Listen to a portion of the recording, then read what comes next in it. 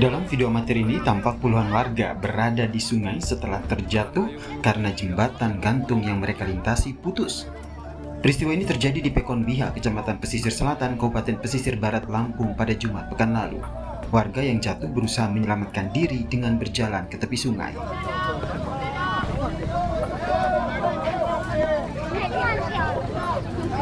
Bukan hanya warga, ada pula sepeda motor yang turut terjatuh dan tenggelam ke sungai. Dengan menggunakan perahu, warga berupaya mengangkat sepeda motor itu.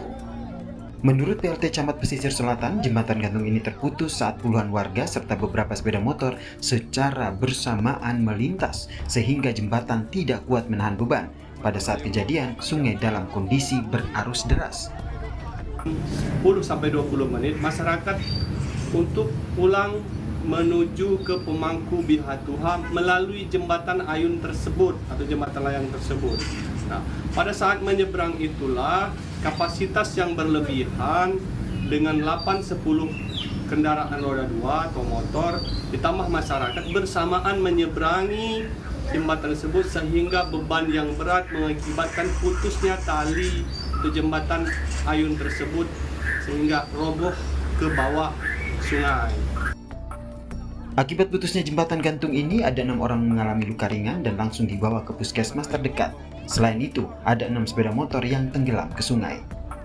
Roma Afria Idam, Kompas TV, Lampung. Kita segera bergabung dengan Pak Suryadi, selaku PLT Camat Pesisir Selatan Lampung. Selamat sore Pak Suryadi. Sore Pak. Pak Suryadi, saat ini seperti apa kondisi korban dan juga berapa korban yang timbul akibat kejadian ini, Pak Suryadi?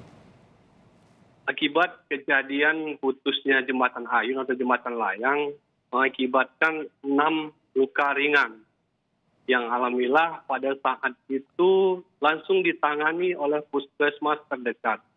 Bahkan dari pemerintah kecamatan dan Kabupaten Pesisir Barat langsung menstandbykan pegawai atau tenaga kesehatan di lokasi yang menangani langsung korban yang luka tersebut.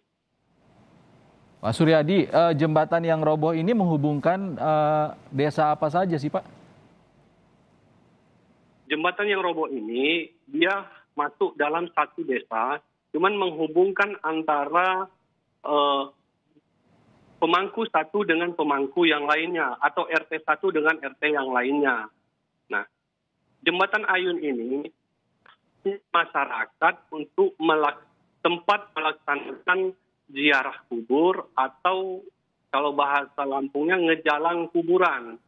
Nah, kebetulan pada hari itu, hari Jumat itu masyarakat pagi melaksanakan ziarah kubur. Setelah selesainya ziarah kubur, secara bersamaan masyarakat ada 8-10 motor, bahkan belasan motor, serta masyarakat belasan juga bersamaan menyeberangi atau melewati jembatan ayun tersebut. Sehingga kapasitas yang berlebihan membuat tali jembatan itu putus atau ambruk.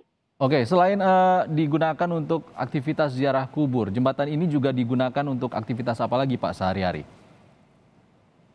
Itu di sebelah atau RT 1-nya itu namanya pemangku Wainipah. Itu ada pasar juga di situ. Jadi dimanfaatkan oleh masyarakat sebagai akses ke pasar tradisional juga di situ. Jalan pintas. Artinya memang digunakan aktif untuk keseharian warga menuju pasar, selain juga aktivitas ziarah tadi ya Pak Suryadi ya. Lalu bagaimana aktivitas warga setelah jembatan ini roboh Pak?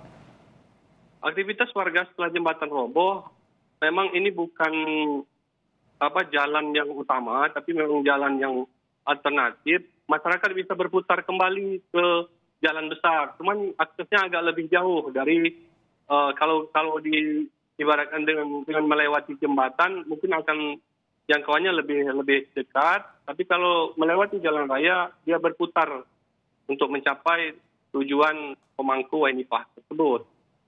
Artinya jembatan ini sangat dibutuhkan warga untuk memangkas waktu berpindah tempat ataupun menuju pasar, begitu Pak Suryadi ya? Sangat dibutuhkan, Pak. Artinya apakah ada rencana akan dilakukan pembangunan ulang, Pak?